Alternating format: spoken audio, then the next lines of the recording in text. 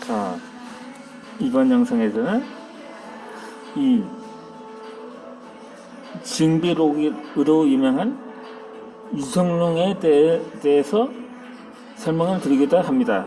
그리고 한류 스타 류시원의 선조라고도 알려져 있는지 아닌지 그건 사실인지는 모르겠지만 저지간 이 당시 유성룡은 중종 37년 대전해에 외가가 있던 의성에서 태어났습니다. 이 당시 임신 중이었던 어머니는 꿈에 어떤 사람이 하늘에서 내려와 귀한 아들이 태어날 것이라고 한 계시를 듣고 그 아들을 낳았다고 합니다.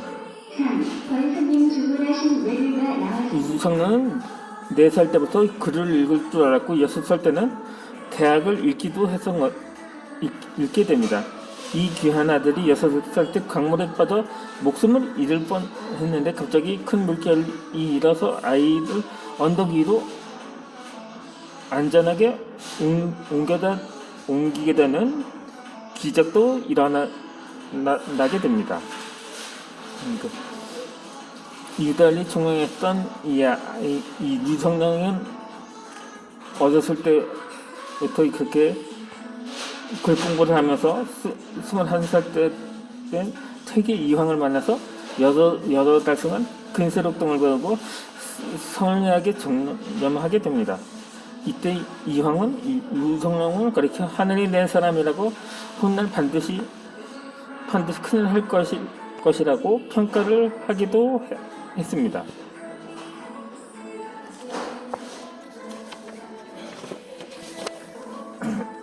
이에 대해서 당시 문도들에게는 훗날 남인의 영수인 영수다객을 부하하는 선인과도 같았던 것입니다. 하지만 이 남인의 영수라는 꿈의 피어 때문에 그는 복인과 서인으로부터 협공을 받게 됩니다. 예컨대 북인 집권기에 편찬된 선조실록의 유성룡 줄기에는 그의 인품 규모가 좁고 마음이 굳세지 못해 이해가 눈에 잡히면 반드시 흘렸다라고 평가가 됩니다. 또 서인 집권기에 편찬된 선조수정실록의 졸기에도 국령이 협소하고 지론이 넘지 못했다는 평가가 실려 있었습니다. 요점은 지론이 편협했고 위기 대처 능력을 갖추지 못했다고 기록이 되어 있습니다. 오늘날로 치면 이 진보와 보수만이 양진영을 형성하고 있지 결코 현대 사회에는 중도라는 있을 수가 없는 상황이나 마찬가지였던 거죠. 당시나 지금이나 정치적으로는 그렇습니다. 이 정치권에서 중도라고 일컬어져 있는 인물은 아마도 안철수 국민당 대표와 윤석열 검찰총장으로 알려져 있을 것입니다. 이전에 그러다 보니 진보와 보수 양진영으로부터 비판을 받고 있는 거죠.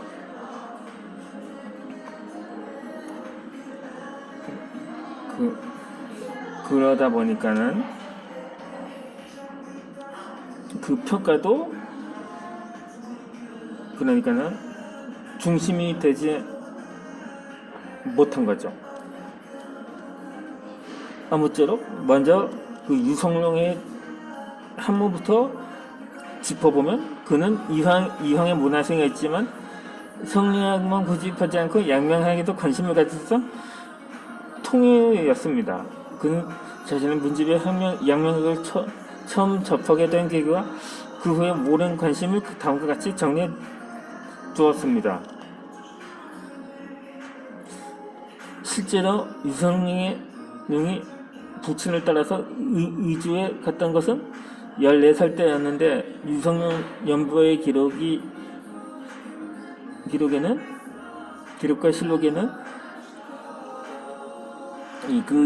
이듬해인 명종 11년 차 때에 심통원이 과도한 진발이 때문에 대간의 탄핵을 받은 사건이 기록되기도 하였습니다. 두 개의 기록을 조합해보면 이 심통원이 버리고 간 진보다리 속에서 유성룡이 양명집을 발견한 것은 15살 때였습니다.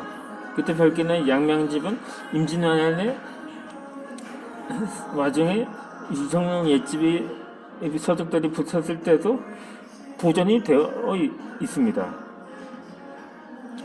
그래서 그는 35년 전에 기억을 더듬어 갈 것으로 양명집의 소장 내역을 정리해 두기도 했습니다. 그의 나이 55살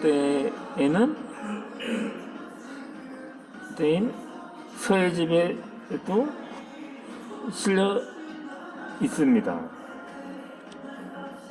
물론 유성룡이 양명을 비판했던 증거도 여러 있는데 26살 때전에 성절사의 서장관으로 발탁돼서 연경을 다녀왔을 때는 양명에게 기울어져 있는 명나라 태학생들의 학문 태도를 논박했다는 기록도 그 중에 하나였습니다. 또 29살과 30살을 던 무렵에는 육구연의 생산에도 관심을 가졌다가 부친상을 당한 32살 이후엔 유자하게만 전념을 하게 됩니다.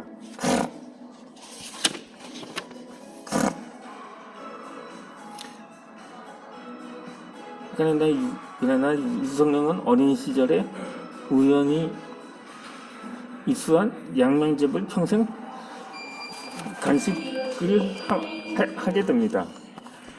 게다가 그는 63살 때도 양명집을 읽고 독후감과 시를 두루 남기게 됩니다. 물론 내용은 양명에 대한 비판적인 입장을 드러낸 것이었지만 그에게 양명집은 만년까지도 읽고 또 읽을 정도로 중요한 독서 대상이었던 것입니다. 흔히 그 드라마를 욕하면서 본다고라는 말이 있는 것처럼 말입니다. 사실 그 관련된 서적은 적어도 조선에선 금기의 대상이었습니다. 이 전승록 논변을 써서 양명을 비판했던 이황의 영향도 컸었던 거죠. 그의 제자였던 유성룡도 양명을 비판하는 데에선 예외일 수가 없었던 것입니다. 그러나 유성룡은 양명을 무조건 배척하지만은 않았습니다. 이황의 문인 조목이 유성룡에게 양명에게 빠져 있다고 비판하자 유성룡을 강사의 학문을 한가롭게 세월이나 보내는 자들이 미칠 수 있는 바가 아니라고 응수했고 조식의 문인 김웅의 비슷한 비판에 대해서도 강사의 학문이 정신적으로 깨달은 장점은 쉽사리 감출 수 없어서 옛 성현들도 취했던 것이라고 답을 하기도 했었습니다.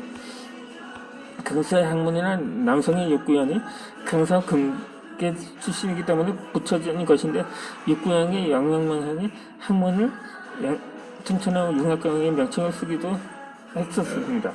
요컨대 유성룡은 양명에 대한 비판적 관점을 유지하면서 주저하게 단점을 보완할 수 있는 양명에게 유용성을 굳이 배척할 필요는 없다고 판단을 했던 것입니다. 우리나라도 예전에 군사정권 때에는 금기시되었던 약간 사회주의에 관한 저서들을 사회주의에 비판을 하면서도 읽었다는 이유로 예전에 불임 사건이었던가 모두 간첩으로 몰아서 완전히 옥고를 치른 사람들도 있었던 것처럼 있었는데, 그래도 그때 유승남은 그나마 처세술이라고 해야 하나?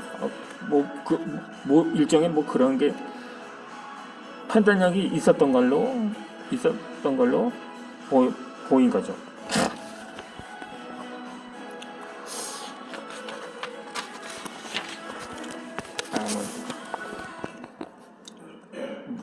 물론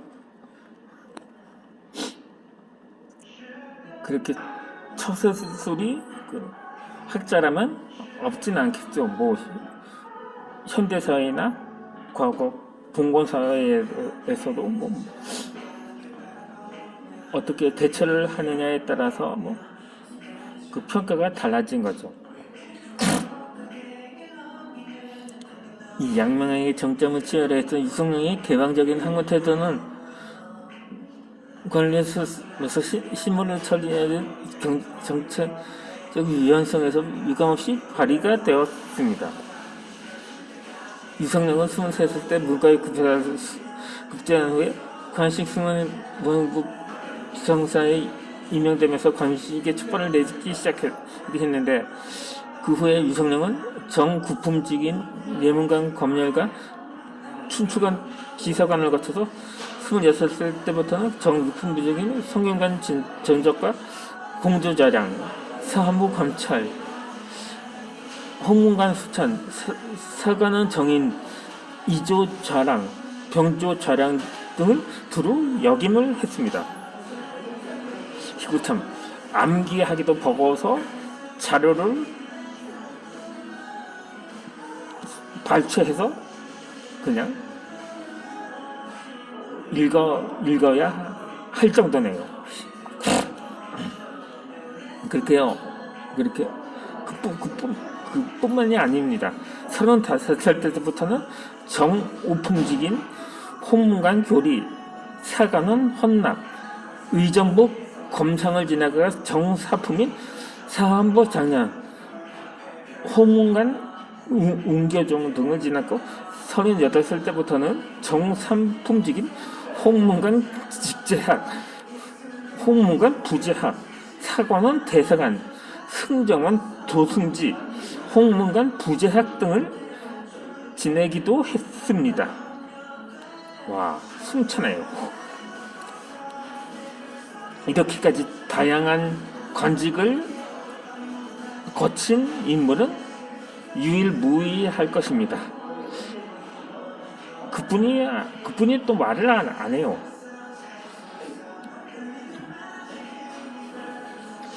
(47) 살 때부터는 정이품직인 형조판서, 병조판서, 이조판서 등을 지냈고, 49살 때부터는 의정부 의정인, 그러니까 정일품이죠. 임명을 되었습니다. 50살 때는 또 마찬가지로 정일품직인 좌의정으로 승진했는데, 이때 형조 정량이었던 권율과 정읍현감이던 이순신을 깎아 정삼품직인 의지 목사와 전라자도 수군 절도사에 임명을 하게 됩니다. 이 목사라고 해서 기독교인이 아니라 당시에 한 관직의 명칭이었던 겁니다. 그러니까 의정부라든가 그런 이렇게 해서 통상적인 전철로 뛰어넘는 파격적인 인사였는데, 그렇게 인사했지만 결과적으로 유승룡의 이 사람 보는 암흑과 미래를 예견하는 해안이 입증이 되었다고 볼 수가 있습니다. 그러면 이어서 영상을 올려드리겠습니다. 유승룡에 관한 설명은 이어서 해드리도록 하겠습니다.